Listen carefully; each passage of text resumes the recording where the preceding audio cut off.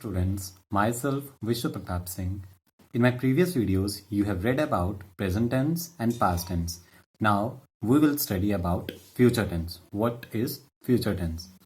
Future tense क्या होता है कि मीन्स जिस काम के लिए अभी हमें श्योरिटी नहीं है लेकिन हम सिर्फ उसके बारे में सोचते हैं कि कुछ समय बाद ये ऐसा काम होगा, तो उस जगह पे क्या चीज़ यूज़ की जाती है उसको क्या बोलेंगे? Future tense. मीन्स भविष्य में ऐसा कुछ होगा जिसके बारे में हम सिर्फ एजम्पशन करते हैं या सोचते हैं उसके बारे में।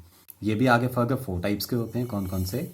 Future indefinite tense, future continuous tense, future perfect tense and future perfect continuous tense.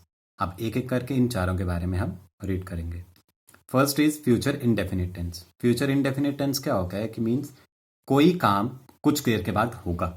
जब हम सिंपली बोला जाएगा कि ये ऐसा कुछ होगा, फ्यूचर में कुछ ऐसा होगा, तो वो किसके अंडर आएगा? फ्यूचर इंडेफिनिट टेंस के अंडर। जिसमें कोई भी टाइमिंग नहीं बताई हो, कुछ कंटिन्यूटी नहीं बताई हो उसमें, या कोई भी परफेक्शन नहीं बताई हो, तो वो किसके अंडर आएगा? फ्यूचर इंडेफिनिट टेंस के अंडर। इसके लिए भी कुछ फॉर्मूलेज हैं। क्या फॉर्मूले हैं? In case of positive sentence, subject plus shall और विल प्लस वर्ब की फर्स्ट फॉर्म प्लस ऑब्जेक्ट। अब यहाँ पे शेल और विल यूज किया जाता है। ठीक, शेल और विल का यूज कहाँ पे होता है? विल मेनली यूज किया जाता है जहां पे किसी काम के लिए हमें श्योरिटी हो कि इन फ्यूचर ये काम होगा ही होगा। मीन्स वहां पे हमें 90% श्योरिटी हो कि ऐसा काम होने वाला है फ्यूचर में, तो वहां पे हम यूज करेंगे विल, और अदरवाइज शेल का यूज किया जाता है। Second one is negative sentences. Subject plus shall और will plus not plus first form of verb plus object. In case of questions, positive questions के लिए कैसा होता है? शेल और will plus subject plus verb की first form plus object and question mark. And in case of negative questions, shall और will plus subject plus not plus first form of verb plus object and question mark. Some other rules for future indefinite tense are: first is to say what we believe or think will happen in future. Means जो भी हम मानते हैं या जो भी हम सोचते हैं कि फ्यूचर में ऐसा कुछ होगा, तो उसके लिए क्या यूज किया जाता है? फ्यूचर इंडेफिनिट टेंस का यूज किया जाता है। For example, we shall win the match, means हम मैच जीत जाएंगे।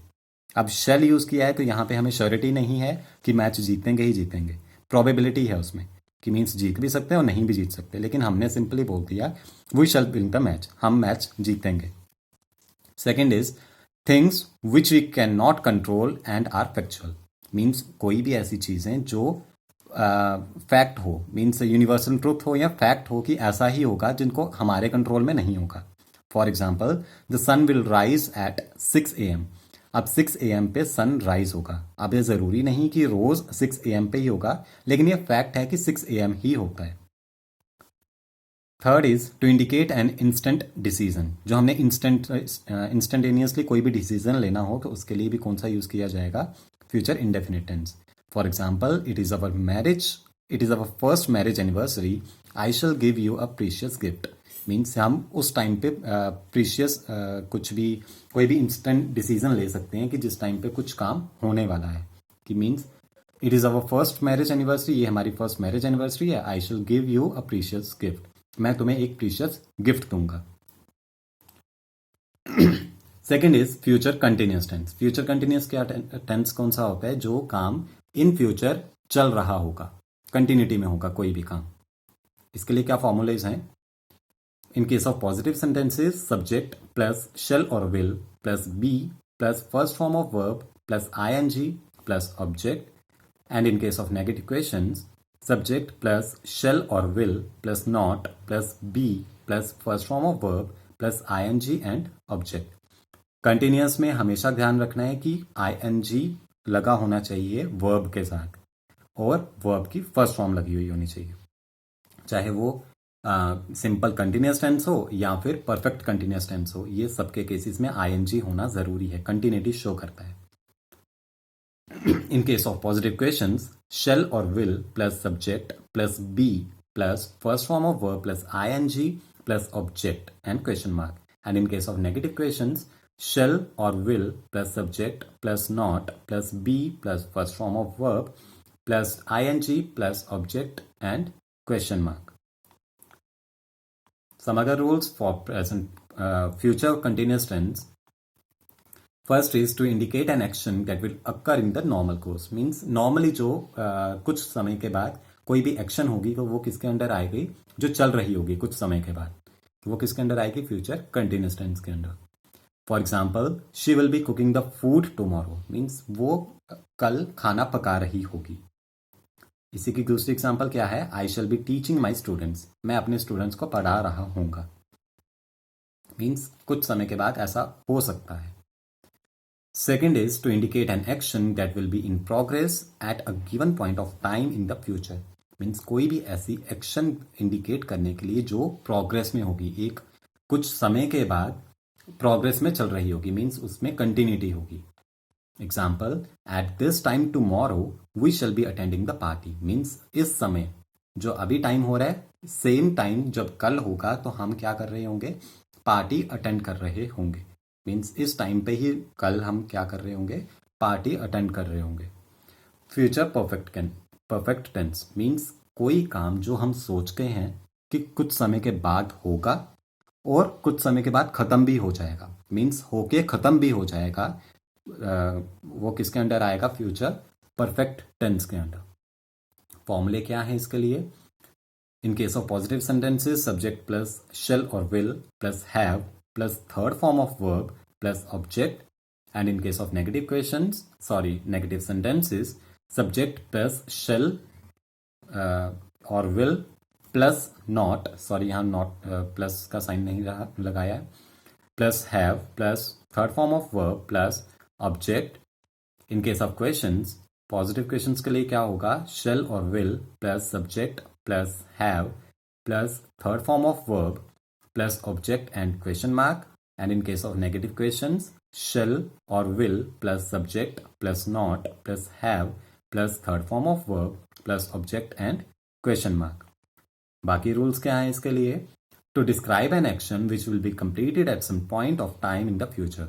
मीन्स कोई भी ऐसी एक्शन डिस्क्राइब करने के लिए कि जो काम थोड़ी देर के बाद खत्म भी हो जाएगा, इन फ्यूचर में स्टार्ट होके खत्म भी हो जाएगा, उस चीज के लिए कौन सा यूज किया जाएगा tense, future perfect tense. For example, I shall have reached the school before the bell rings. Means मुझे स्कूल पहुंचना है, मीन्स मैं स्कूल में पहुंच जाऊंगा जैसे बेल होने से पहले ही. Second is we shall have finished the work by tomorrow. Means हमें कल तक अपना काम खत्म कर देना है. Future perfect continuous tense. Future perfect continuous tense means जो काम कुछ समय के बाद हो रहा होगा लेकिन उसमें टाइम बताया होना जरूरी है. परफेक्ट कंटिन्यूस टेंस चाहे वो प्रेजेंट हो, पास्ट हो या फ्यूचर हो, उसमें टाइम मेंशन होना जरूरी है. टाइम मेंशन होना क्यों जरूरी है ये अभी दोबारा क्लियर कर दूंगा मैंने प्रीवियस वीडियोस में भी क्लियर किया हुआ है. In case of positive sentences, subject plus shall और will plus have plus been plus first form of verb plus ing plus object plus for या फ्रॉम. फॉर या फ्रॉम मीन्स इसके साथ टाइम होना जरूरी है. मीन्स फ्रॉम कब से कब तक या फॉर किस टाइम के लिए. इसकी जगह आप सिंस भी लगा सकते हो, जैसे आप पहले प्रेजेंट और पास्ट के लिए लगाते आए हो. In case of negative sentences, subject plus shall और will plus not plus have plus been plus first form of verb plus ing plus object plus for और फ्रॉम प्लस टाइम. फॉर की जगह since भी use कर सकते हो जैसे आपने पहले भी किया हुआ है. In case of questions, shall और will plus subject plus have plus been plus first form of verb plus ing plus object plus from और फॉर प्लस टाइम प्लस इसके साथ क्वेश्चन मार्क भी आएगा क्वेश्चंस के लिए. In case of negative questions, shall और will plus subject plus not plus have plus been plus first form of verb plus ing plus object plus from और for plus time and question mark. बाकी के rules क्या हैं future perfect continuous tense के लिए, to describe an action which will be in progress over a period of time that will end in the future. Means कोई भी ऐसी action describe करने के लिए किसी एक पर्टिकुलर टाइम पीरियड के लिए चल रही होगी वो और फ्यूचर में ही खत्म भी हो जाएगी. फिर उसके लिए क्या यूज करेंगे, future perfect continuous tense. Example क्या है इसकी? At noon Anuraga will have been singing songs for an hour. Means दोपहर में अनुरागा मीन्स 1 घंटे के लिए गाना गा रही होगी। सेकंड क्या है? Aarav will have been playing a match from 4 o'clock। Means Aarav 4 बजे से मैच खेल रहा होगा। यहाँ टाइम मेंशन करना जरूरी है। Thank you students.